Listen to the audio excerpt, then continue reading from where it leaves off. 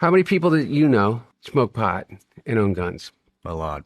A lot, right? They're all in violation of 922G3. They charged me with three different charges under that. Again, 35 years in prison. And by the way, the Supreme Court's about to overturn the constitutionality based on Second Amendment. It's not going to even be, I think, constitutionally viable within the next 4 months. Wow. But they took that and they charged me with it. How fair do you think that that is when the only way that they became informed of the fact that I purchased a gun is through a group message from the gun shop owner, Don Jr., and a former state police officer? Heard a story about me, someone throwing away a gun that I had purchased 10 days before, that I owned for 10 days in a lockbox in my truck that was never loaded and never fired.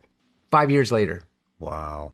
And that's how that came about? Yeah. They spent 3 years investigating whether you did any drugs when you bought that weapon. They never found that I did drugs when I did that weapon. You know what they did? They put me in front of a jury and they played the audio version of my book.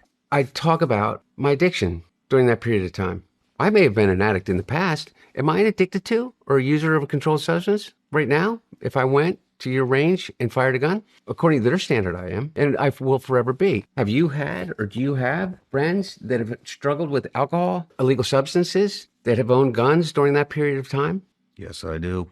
And do you believe that the federal government should have the right to put them in jail for 10 years? They wanted to get me for something, so they got me for something. They embarrassed me, beyond embarrassed what I put my family through. But in the moment, it was literally grasping for for life. You've never known anybody to be able to go through like a grief like that? You do fucked up things.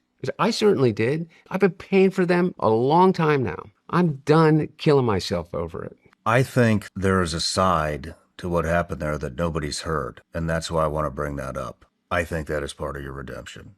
I think people need to hear that. Yeah, maybe. I think it's going to change a lot of opinions.